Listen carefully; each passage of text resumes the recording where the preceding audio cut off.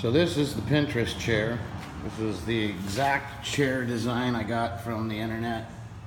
It's ugly, and it's not because of the wood. The wood rustic look actually looks pretty cool to me. But that 2x4 there, and that 2x4 end, whenever you have end grain like that, it just looks like crap. Plus it kind of looks like a little pinching could happen if you're sitting in there with, you know, just shorts on or whatever, a swimsuit. And not very strong, a lot of screws. Lots and lots of screws, which makes big ugly holes. Kind of adds to its rustic though.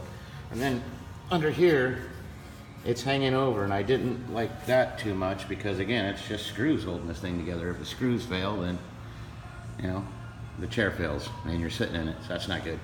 Another thing is you can see, it's already falling apart because right here, there's nothing to stop this. When you put pressure on the back of the chair, there's nothing to stop this from kicking out, just pulling out from those screws.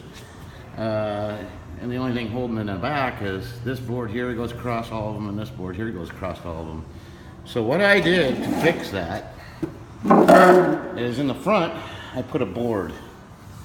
So there's no frame on this chair. On the Pinterest chair, there's absolutely no frame. It's held together actually by these seat boards and backboards. And the backboards can't even hold themselves.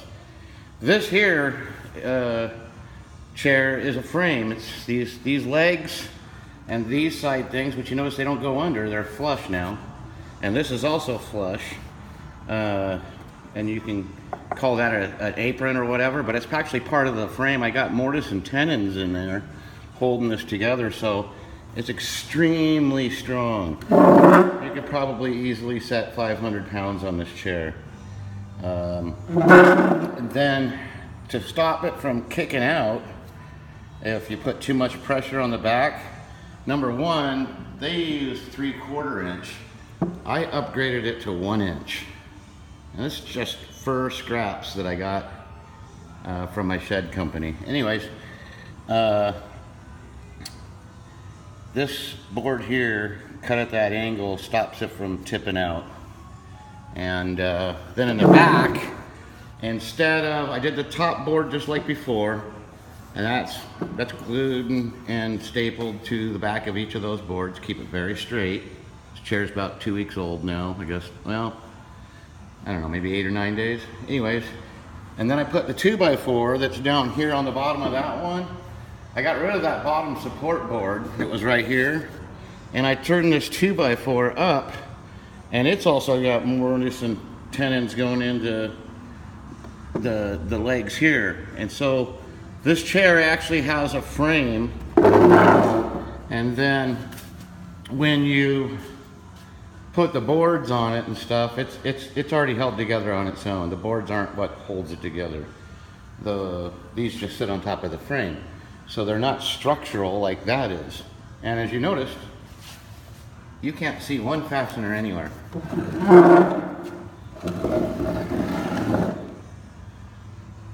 There's no fasteners. I don't care where you look, you're not going to see a fastener because it's all woodwork joinery. And that looks like a very commercial chair to me. I mean, that white one there.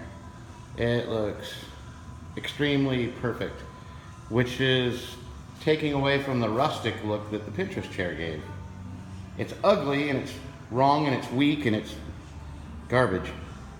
But that's like almost too clean. It's just got a base coat of paint on there. And as you can see, it already looks very clean and uniform and machined. So this is my last prototype. This is what I'm gonna go with. Once again, I did the legs and made the frame. I made the frame for the chair, so the chair's got a very strong frame, all mortise and tenon. I moved up the backboard just like I did on the white one there. So I got this holding the things. I got the angle cut bevel on this board here so that when you sit back it can't kick that out. And I got the same board up here, and it's all glued and stapled as well. Again, glue and staples because you don't need much. It is Type Bond 3, and so it should last. Anyway, when I stain this, I maintained the roundness. I did sand it, but as you can see, I am not too worried about getting the ugliness out of it, because the ugliness is actually what adds to the beauty. You know, that looks like it, you know, that chair belongs somewhere. You know, you'd have to maintain it and wipe it and keep it perfectly clean all the time. In fact, my heel got a little scuff on it, and it just sticks out because the chair is so perfect. It's just too tight of a chair, really. And then that rustic chair there, albeit ugly and weak, I think has, you know, it's got its own charm to it, definitely. Imperfections in the wood and you know, all that stuff left there so that you feel like, you know, you're sitting on something that's rugged and durable. This looks like rugged and durable too. This has got the best of all the worlds. I actually gave some space in between the back and for water to drain, and there's space in the seat boards as well. So there's not a straight angle on here. Water's gonna run right off this chair. Basically, it's a armless Adirondack chair. You can call it a balcony Adirondack. Yeah, if you're looking for it on Pinterest or you want to build some, it's called a balcony Adirondack. And a lot of people have pinned it. I decided to build it. I built it, let it sit for 24 hours. I sat in it and it broke. And I had my reservations as I was building it, but you know, that's part of the trick, is part of the fun, you know, is you gotta play around with this stuff. And so I went from one extreme to the other, and now I'm finding happy middle ground. I can't wait to get this stained. When I do, I'll get a photo or another video of it real quick.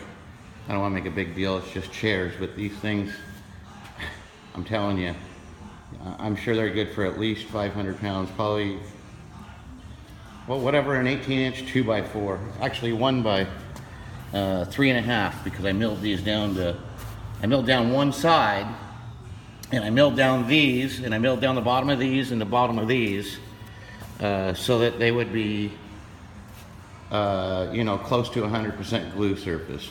Anyways, there you go.